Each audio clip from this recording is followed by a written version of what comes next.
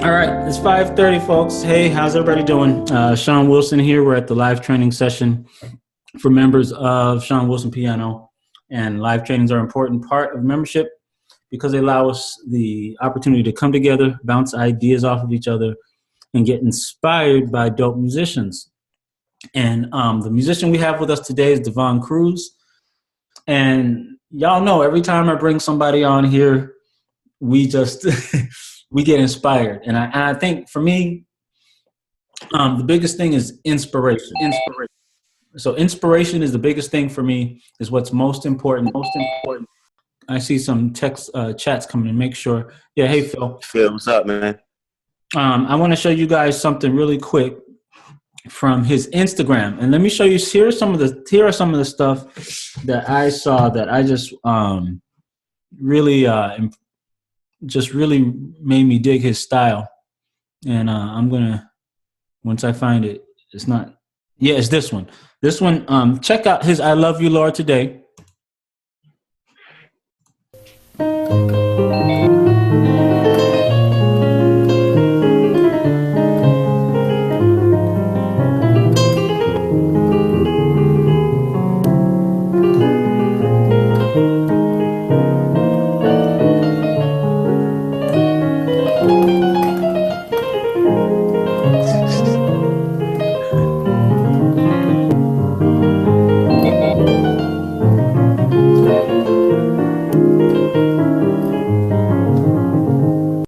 Nice. So what y'all think about that? Okay, so y'all can hear he's got that really dope style. And let me just let you know another one. Cool. So who are some of your influences? Like when did you see yourself actually improving a lot, and who are some of the people who helped? Either mentored you or just people you were listening to? Let me get both, because I'm sure you had to have mentors, and I'm sure you had to have people you were also listening to as far as to develop a sound. Right. So I have my godbrother, Arif Bradley. He's 2 years older than me. Okay. He's been playing since he was like 2 years old. Like, he's amazing. Oh, wow. So he definitely helped me and mentored me a lot back then. And then I have two uncles that play, Prentice Brown and Peyton Wynn, all in the DC area. They helped a lot. Okay. And then a very good friend of the family, James Dudley, is Okay. who introduced me to jazz. Okay. And that's who I really clung to. So do you consider yourself a jazz guy or a gospel guy? I consider myself a gospel guy, honestly. Okay. But a lot of people consider me as a jazz musician. Yeah, because I hear a lot of strong, you definitely got a lot of strong jazz. You definitely have strong jazz in you while you're playing. I can hear it. So that's real cool. So who are some of the gospel guys that you listen to that, you were trying to emulate when you were, Definitely Mike Burrell. Mike Burrell. Okay. My favorite gospel guy ever is Travis Sales. Oh. That's who I want to sound like. Did you ever learn any of his stuff? Yeah, I have. Oh, really? Mm-hmm. Which ones? Like some of his fast shout stuff, or like more slow? There's this one video who I stole a bunch of chords from. It's like Travis Sales freestyling on YouTube or something. Yeah, it's that one where he's on the organ, right? No, that's the one where he's on the keys. Oh. But the one on the organ too, I took some stuff from that too. Yeah. So you basically are transcribing. Oh yeah. You're having to figure out the stuff and play it. Yeah. Okay, so you got some stuff from the Travis thing. Yep. And you incorporated some of his. Yeah. And then who are some of the jazz guys? There's Kenny Kirkland. Colin says Travis is that dude. Yes. Kenny Kirkland. Okay. The first guy I ever really studied was Errol Garner. Eric Garner. Errol Garner. Well, first it was Robert Glasper. Robert Glasper was the first guy. Oh, Glasper. So you off of his. Yeah, this was his straight jazz stuff though. Like this was like back in. That wasn't that kind of morphed, right? Yeah. Yeah. Okay. And then it was Errol Garner, Kenny Kirkland.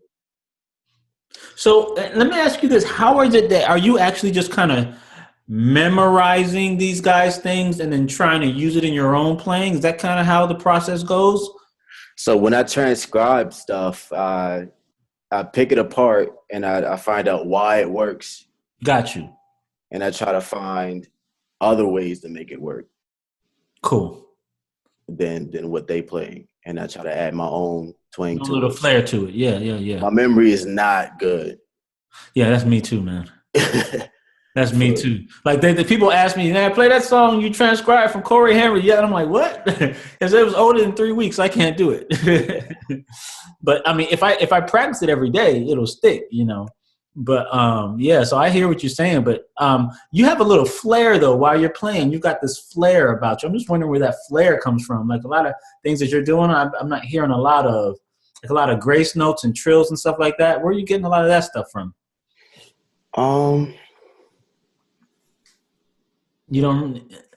I feel like that type of stuff subconsciously is I'm trying to make myself stay like modern in the gospel scene with that. So that's, I mean, I guess I can't really explain it, but I'm just wondering if it was more rhythmic based from your drum experience, or maybe from the saxophone experience, or maybe just from just kind of licks like a Travis would do, because it could be from anything. You know what I'm saying? As far as those, you're saying as far as the little movements that you're doing. Yeah. Especially in that last video that I played on the Instagram. Oh, definitely. That's all big band stuff and me singing in my head. Yeah. Okay, big band. Okay, so that's what you're doing. Mm-hmm. Oh, that's cool. That's cool. All right. Now I got yeah, Arthur is saying as far as the observation about the saxophonist could play into why you play the way you play. Because that excuse me, that gives me insight. Your drum and saxophone thing. I just think that has a lot to do with your approach. I have some questions here before I go, but let me get to some of them. So Natasha was asking your biggest influences. I think you answered that a little bit already. When you practice, how long are you practicing? She wants to know. It changed a lot. When I was in high school, I would practice maybe like 6-7 hours a day. Oh, but now, pattern, right? yeah. So now, since I've been gigging a lot more and working, I'm a full-time teacher as well. Oh, you're a teacher? Yeah. And you're teaching music? I teach music. Yep. Oh wow. Okay. Wow. So I try to practice at least 4 hours a day when I can. So it's gone down since you started working, basically. Yeah, definitely. Before then, you were doing 6. What was taking up the 7 hours? You just memorizing? Were you doing scales or what? Scales, lots and lots of scales. Scales are really important. Okay. Scales, just chords, different shapes. Trying out. Most of it was actually different genres. Me trying to tackle different genres of music.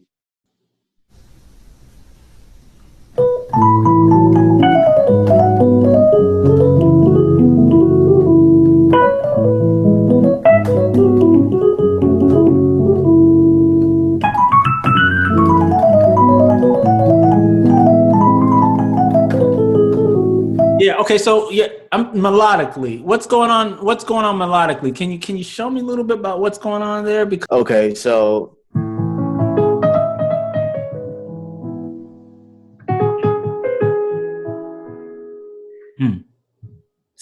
so basically, that type of stuff comes straight from R&B.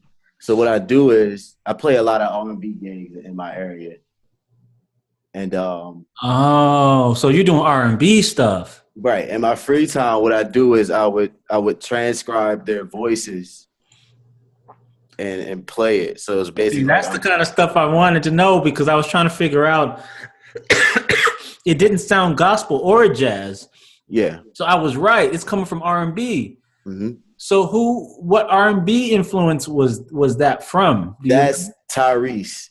If you listen to Tyrese, actually really listen to his voice, he's doing some really, really dope stuff that you can take to the keyboard. Oh, Tyrese, for real? Fantasia, this is good stuff, man. Charlie Wilson. A lot of stuff I do, it comes from that R&B. So because R&B will have all, R&B have those licks too. Mm-hmm. They have a lot of them licks that you may even find a lot of them more in R&B than sometimes even in gospel. Right. So that's where you got that from. So you were doing a Tyrese song. It was my song, but the influence of it was not even the influence. It's like the way that I'm able to like sing like that in my head is from listening and transcribing Tyrese's voice, his vocals. So you're playing like a vocalist, but you're thinking like a vocalist. Right. And actually my first teacher, which is my uncle, taught me to do that. Really? Learn your chords in your left hand and it'll free you up in your right hand. And now he told me you may not ever be able to really play like that professionally, but it'll always feel good to you. Okay. You can always play to yourself like that. And nobody can take that away from you, like playing to yourself. But this is something what I'm getting from this which is new for me, is that you actually transcribed a vocal. Oh yeah, all the time. And is that something you were just used to doing because a saxophonist is just thinking as a soloist, where you have to think more of I'm just wondering, because, and I'll keep bringing up solos, but I don't hear a lot of musicians talking about transcribing vocals. They talk about transcribing lines, maybe from, piano or something, maybe a lead part or something like that. Maybe an instrument, but not the vocal instrument. Like, it's very hard for me to transcribe the piano. It has to be really, really interesting because I play piano, so I hear it all the time. So I had pitch. No. Relative. Yeah, I don't have perfect pitch either. Oh wow. Yeah. Arthur says it goes back to something my brother was talking about in terms of vocal. How that Arthur, go back and watch it, man, because that video was really dope. So yeah, man, that was cool. Well, listen, folks, I'm about to have him play, because I think I'm done with my questions. So unless you guys have any questions, what we're gonna do is we're gonna go ahead and try, because we're already at our halfway point. So what I'm gonna do is I'm gonna let me put the spotlight on me for a second. What I'm gonna do is I'm gonna let him play. Thanks. He says he's gonna send to you. I'm gonna let him play his song. Let him play it all the way through, and then I'm gonna let us kind of ask him questions about that. And then he's got the super scale concept that I don't know if you guys have heard about it. The 15-note scale. He actually. I'm not even gonna try to pull it up. But he sent me a message on Messenger. And my head was just spinning like, dude, I'm kind of lost. I was